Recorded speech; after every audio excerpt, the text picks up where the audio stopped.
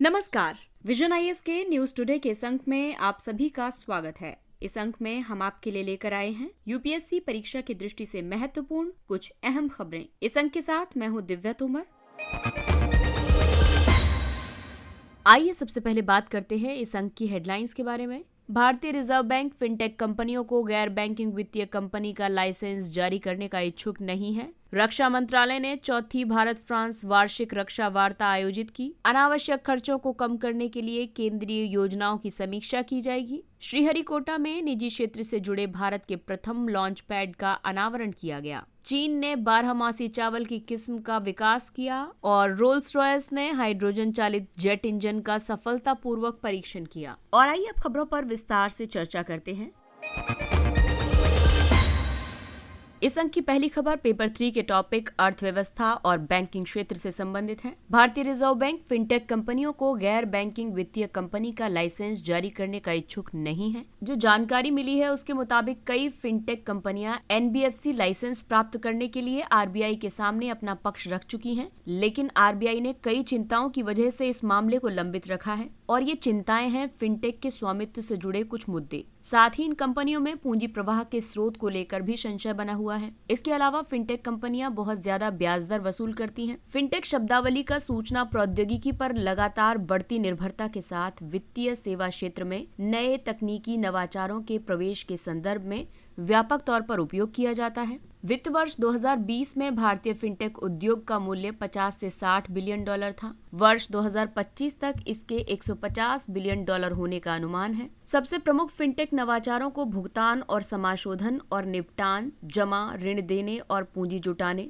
बाजार की प्रोविजनिंग, निवेश प्रबंधन और डेटा विश्लेषण तथा जोखिम प्रबंधन में वर्गीकृत किया जा सकता है। फिनटेक के कई लाभ हैं, जैसे कि ये दक्षता में सुधार लाता है, जोखिम और लागत में कमी करता है और अधिक वित्तीय समावेशन सुनिश्चित करता है। भारत में फिनटेक पारंपरिक वित्तीय संस्थानों की कई समस्याओं का व्यवहारिक समाधान भी प्रस्तुत कर सकते हैं। इन समस्याओं में ऐसे वित्तीय संस्थानों का बहुत कम प्रसार, क्रेडिट हिस्ट्री की अनुपलब्धता और अर्थव्यवस्था में नकदी में लेन देन का ज्यादा होना शामिल है। इसके अलावा कई अलग अलग क्षेत्रों में नई प्रौद्योगिकियों के उपयोग की वजह से इनके विनियमन में कठिनाई आती है। विनियमन क्षेत्र के बाहर की गतिविधियों की निगरानी भी मुश्किल है। इसके अलावा नई प्रौद्योगिकी से उत्पन्न होने वाले नए खतरों की पहचान एक बड़ी चुनौती है। आपको बता दें कि एनबीएफसी कंपनी अधिनियम 1956 के तहत पंजीकृत कंपनी है। एनबीएफसीज की गतिविधियां बैंकों के समान ही होती हैं, हालांकि कुछ मामलों में ये बैंकों से अलग हैं, जैसे कि एनबीएफसी मांग जमा स्वीकार नहीं कर सकती है। ये भुगतान और निपटान प्रणाली का हिस्सा नहीं है। इसके अलावा ये स्वयं पर आहरित चेक यानी चेक्स ड्रॉन ऑन जारी नहीं कर सकती है।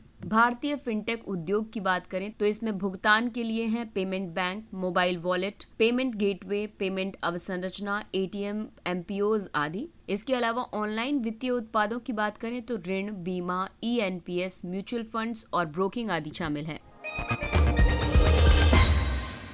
अगली खबर रक्षा क्षेत्र से संबंधित है। रक्षा मंत्री ने चौथी भारत फ्रांस वार्षिक रक्षा वार्ता आयोजित की। वार्ता के दौरान जिन प्रमुख क्षेत्रों पर चर्चा की गई उनमें शामिल हैं मेक इन इंडिया का ध्यान रखते हुए रक्षा क्षेत्र में औद्योगिक सहयोग बनाए रखना, समुद्री सहयोग को मजबूत करना और द्विपक्षीय अभ्यासों के दायरे का विस्तार करना। साथ ही दोनों पक्षों ने हिंद प्रशांत क्षेत्र पर ध्यान देने के अलावा द्विपक्षीय, क्षेत्रीय और बहुपक्षीय मंचों पर सहयोग बढ़ाने की भी प्रतिबद्धता की है। भारत और फ्रांस सहयोग का महत्व ये भी है कि इससे रक्षा आधुनिकीकरण को बढ़ावा मिलेगा। भारत के लिए फ्रांस अति महत्वपूर्ण सैन्य प्रौद्योगिकी की खरीद के लिए एक विशेष बाजार है और इसका रीजन ये भी है कि भारत का रक्षा उद्योग कई समस्याओं का सामना कर रहा है। भारत फ्रांसीसी रक्षा उपकरणों की बिक्री के लिए एक बड़ा बाजार है। इसके अलावा अंतरिक्ष गतिविधियों में भी दोनों देशों का सहयोग है। समुद्री क्षेत्र जागरूकता, उपग्रह नेविगेशन प्रणाली, अंतरिक्ष परिवहन, अंतरिक्ष में अन्वेषण के लिए मानव युक्त अभियान आदि ऐसे क्षेत्र हैं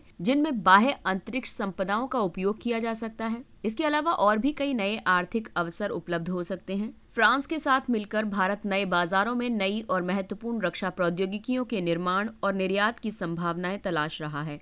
हिंद प्रशांत क्षेत्र में बड़ी भूमिका है। चीन की बढ़ती आक्रामकता और चीन और अमेरिका के बीच बढ़ती रणनीतिक प्रतिस्पर्धा ने पूरे क्षेत्र में बड़े बदलावों और अवरोधों की स्थिति पैदा कर दी है। हिंद प्रशांत में फ्रांस के राज्य क्षेत्र उसके 93% अनन्य आर्थिक क्षेत्र का प्रतिनिधित्व करते हैं। दोनों देशों ने हिंद प्रशांत में सहयोग के लिए और भी कई पहलें शुरू की हैं, जैसे कि हिंद प्रशांत त्रिपक्षीय विकास सहयोग कोष स्थापित किया गया है। सहयोग को और बढ़ाने के लिए भारत फ्रांस संयुक्त अरब अमीरात त्रिपक्षीय फ्रेमवर्क तथा भारत फ्रांस ऑस्ट्रेलिया त्रिपक्षीय मैकेनिज्म स्थापित किया गया है।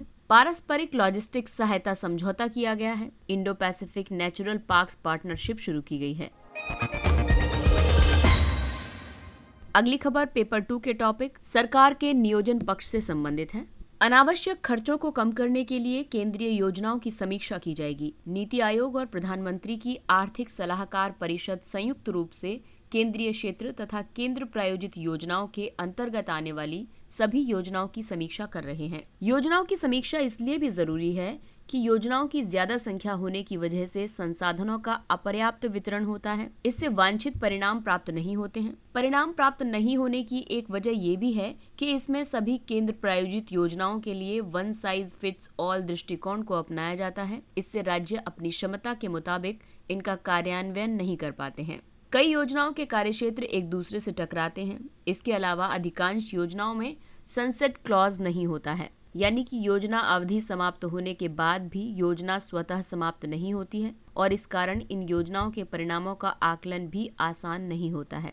कई योजनाओं का राज्यों की राजकोषीय स्थिति पर गंभीर प्रभाव पड़ता है। ये विशेष रूप से कम राजकोषीय क्षमता वाले राज्यों के लिए एक गंभीर मुद्दा है। अब केंद्र क्षेत्र की जो योजनाएं हैं, इन्हें प्रत्यक्ष रूप से केंद्रीय मंत्रालय कार्यान्वित करते हैं। आमतौर पर ये योजनाएं संघ सूची के विषयों से संबंधित होती हैं। इन्हें केंद्र सरकार के लिए प्रत्यक्ष रूप से या फिर उसके प्रत्यक्ष पर्यवेक्षण के तहत कार्य करने वाली संस्थाएं लागू करती हैं और केंद्र सरकार इन योजनाओं का 100% वित्त पोषण करती है। वहीं केंद्र प्रायोजित योजनाओं की बात की जाए तो राज्य सरकारों के माध्यम से ये कार्यान्वित की जाती हैं। आमतौर पर ये योजनाएं राज्य और समवर्ती सूची में आने वाले विषयों से संबंधित होती हैं। वित्त पोषण केंद्र और राज्य के बीच साझा किया जाता है। अगली खबर अंतरिक्ष क्षेत्र से संबंधित है। श्रीहरिकोटा में निजी क्षेत्र से जुड़े भारत के प्रथम लॉन्च पैड का अनावरण किया गया। इस लॉन्च पैड को अग्निकुल नामक स्टार्टअप ने डिजाइन किया है। इसे भारतीय अंतरिक्ष अनुसंधान संगठन और इन स्पेस के सहयोग से तैयार किया गया है। इन स्पेस भारतीय राष्ट्रीय अंतरिक्ष संवर्धन एवं प्राधिकरण केंद्र का संक्षिप्त रूप है। इसे विशेष रूप से तरल चरण वाले नियंत्रित प्रक्षेपणों में सहायता करने के लिए तैयार किया गया है। साथ ही प्रक्षेपणों के दौरान उड़ान सुरक्षा से जुड़े प्रमुख मानदंडों की निगरानी से संबंधित इसरो की आवश्यकताओं को भी ध्यान में रखा गया है। आपको बता दें कि भारतीय अंतरिक्ष क्षेत्र को कई महत्वपूर्ण उद्देश्यों से वर्ष 2020 में निजी क्षेत्र के लिए खोला गया था, जिसमें शामिल है बढ़ती मांग को पूरा करना। इसरो अकेले भारत के भीतर अंतरिक्ष आधारित जरूरतों और सेवाओं की बढ़ती मांग को पूरा नहीं कर सकता है, इसलिए निजी क्षेत्र इसमें मदद कर सकता है। निजी क्षेत्र के आने से इसरो का थोड़ा कार्यभार कम होगा और इस वजह से इसरो अपने रणनीतिक उद्देश्यों को पूरा कर सकेगा। साथ ही मुख्य अनुसंधान पर ध्यान केंद्रित करने पर भी अधिक समय दे सकेगा। इसके अलावा वैश्विक अंतरिक्ष बाजार में भारत की हिस्सेदारी बढ़ाने में मदद मिलेगी, क्योंकि वर्तमान में वैश्विक अंतरिक्ष क्षेत्र में भारत की हिस्सेदारी केवल 2% है। भारत की अंतरिक्ष क्षमताओं का पूर्ण उपयोग हो सकेगा और इसे और ज्यादा मजबूत किया जा सकेगा। उपग्रह आधारित सेवाओं का विस्तार किया जा सकेगा। अंतरिक्ष क्षेत्र में निजी क्षेत्र को बढ़ावा देने के लिए कई कदम उठाए गए हैं। भारत में अंतरिक्ष प्रौद्योगिकी को प्रोत्साहन देने के लिए भारतीय अंतरिक्ष संघ की स्थापना की गई है। इन स्पेस इसरो और निजी क्षेत्र की कंपनियों के बीच एक एकल बिंदु समन्वय केंद्र है। न्यू स्पेस इंडिया लिमिटेड का कार्य भारतीय उद्योग साझेदारों के माध्यम से इसरो के अनुसंधान और विकास का वाणिज्यिक उद्देश्यों के लिए उपयोग करने में मदद करना है।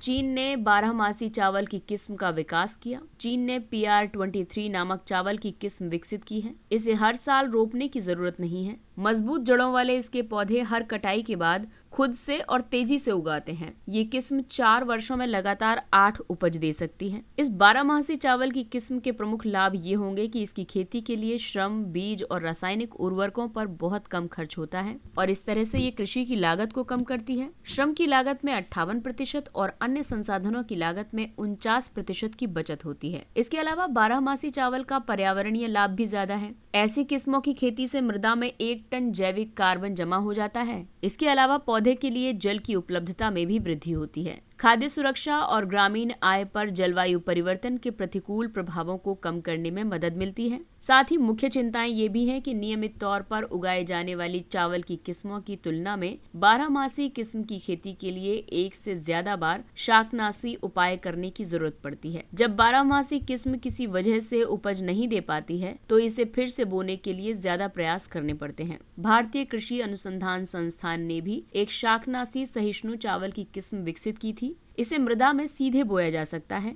इससे जल और कृषि श्रमिकों पर होने वाला खर्च कम हो जाता है। भारत में चावल की खेती की बात करें तो भारत विश्व का सबसे बड़ा चावल निर्यातक देश भी है। चावल खरीफ की फसल है। इसकी खेती के लिए उच्च तापमान जो कि 25 डिग्री सेल्सियस से ऊपर होना चाहिए, उच्च आर्द्रता और अधिक वर्षा की जरूरत होती है। इसकी खेती के लिए जलोढ़ दोमट मृदा सबसे अनुकूल है, जिसकी जल धारण क्षमता ज्यादा होती है।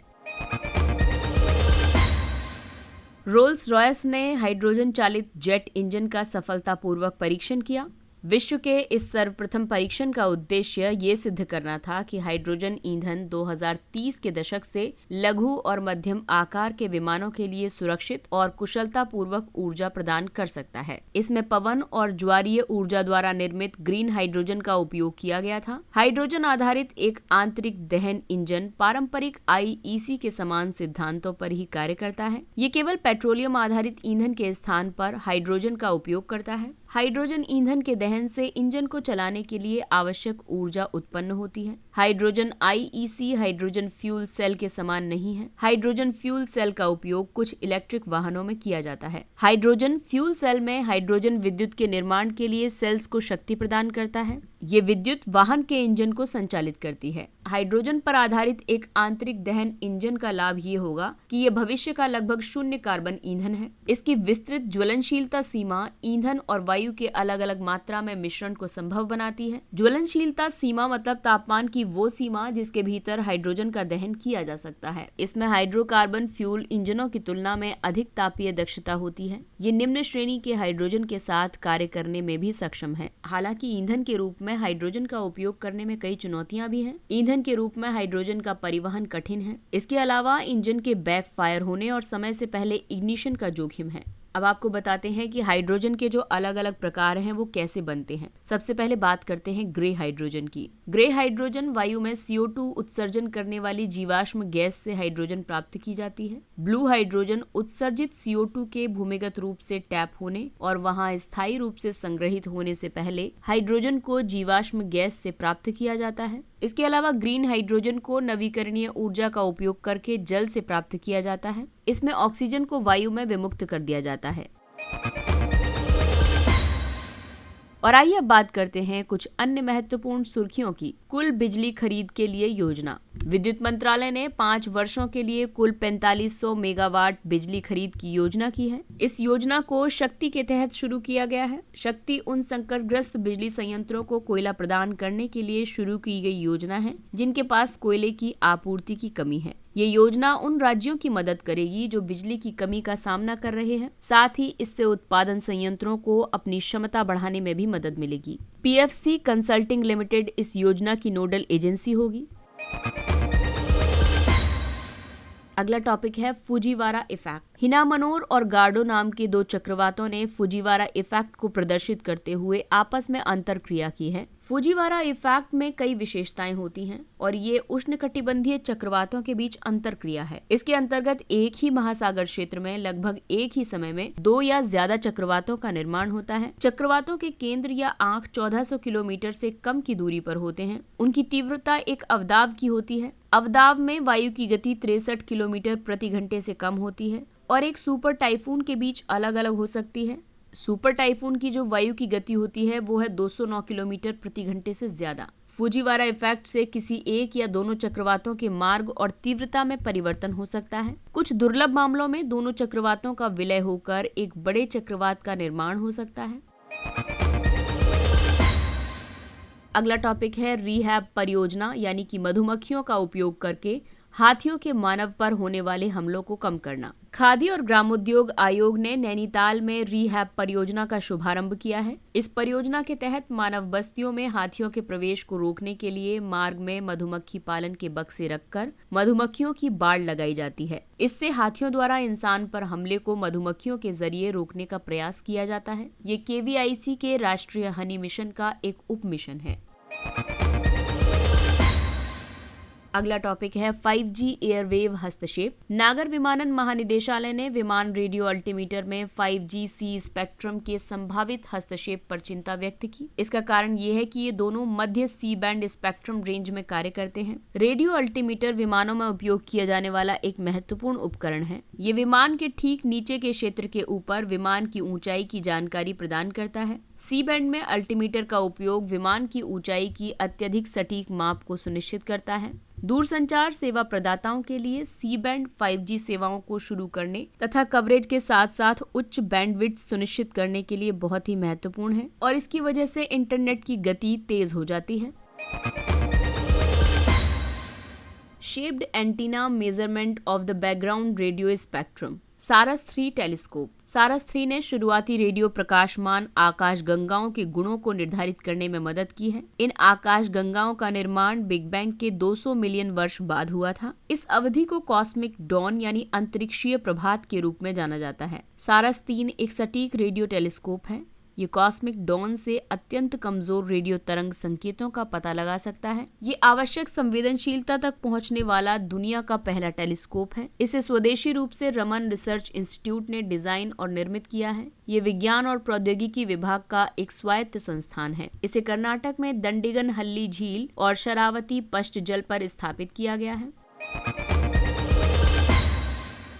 मंकी पॉक्स रोग। विश्व स्वास्थ्य संगठन ने मंकी पॉक्स रोग के लिए एक नए नाम एमपॉक्स की सिफारिश की है। WHO का मानना है कि वर्तमान नाम नस्लवादी और कलंकित प्रतीत होता है। मंकी पॉक्स एक वायरल पशुजन्य रोग है। ये मुख्य रूप से मध्य और पश्चिम अफ्रीका के उष्णकटिबंधीय वर्षावन क्षेत्रों में होता है। कभी कभी इस रोग का प्रसार अन्य क्षेत्रों में भी हो जाता है। ये रोग मंकी पॉक्स वायरस के कारण होता है। इसका पशु से मानव में संचरण, रक्त, शारीरिक तरल पदार्थ या फिर संक्रमित जानवरों के त्वचीय या श्लेष्मिक घावों के प्रत्यक्ष संपर्क में आने से हो सकता है। नए और मौजूदा रोगों को नाम देना WHO की जिम्मेदारी है। WHO ये कार्य रोगों के अंतर्राष्ट्रीय वर्गीकरण और अंतर्राष्ट्रीय स्वास्थ्य संबंधी वर्गीकरणों और शब्दावलियों की WHO फैमिली के तहत करता है। कोलकली केरल के उत्तरी मालाबार क्षेत्र में प्रचलित एक लोक कला है। तमिलनाडु में इस कला को कोलाट्टम और आंध्र प्रदेश में कोलामू के रूप में जाना जाता है। इसका प्रदर्शन धान की फसल कटाई मौसम के दौरान किया जाता है। इसने कलारी पयट्टू के तत्वों को अपनाया है। कलारी पयट्टू केरल और तमिलनाडु में प्रचलित एक मार्शल आर्ट है। हरिमऊ शक्ति अभ्यास। ये भारतीय सेना और मलेशियाई सेना के बीच किए जाने वाला वार्षिक प्रशिक्षण अभ्यास है। मोना लोआ हवाई। दुनिया के सबसे बड़े सक्रिय ज्वालामुखी मोना लोआ में ज्वालामुखी उद्गार हो रहा है। संयुक्त राज्य अमेरिका का हवाई मध्य प्रशांत महासागर में 8 ज्वालामुखीय द्वीपों का एक समूह है। ये द्वीप पश्चिम में क्यूड द्वीप से पूर्व में हवाई तक अर्धचंद्राकार रूप में फैले हुए हैं। हवाई द्वीप के 51% भूभाग पर ज्वालामुखी विस्तारित है।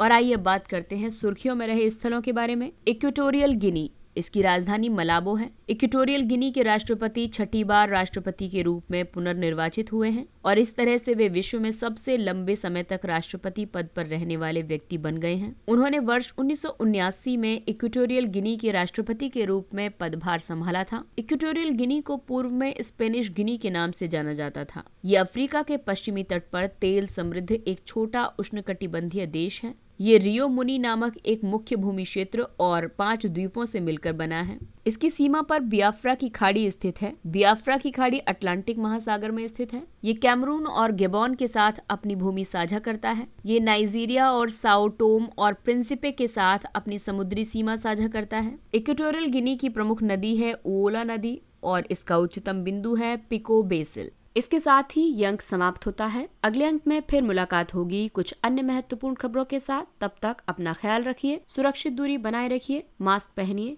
हाथ और चेहरा साफ रखिए। और अगर ये कंटेंट और जानकारी आपको पसंद आ रही है तो और छात्रों के बीच में भी इसे शेयर कीजिए, सब्सक्राइब कीजिए और इसी अपील के साथ विजन आईएएस की पूरी टीम को दीजिए इजाजत। नमस्कार।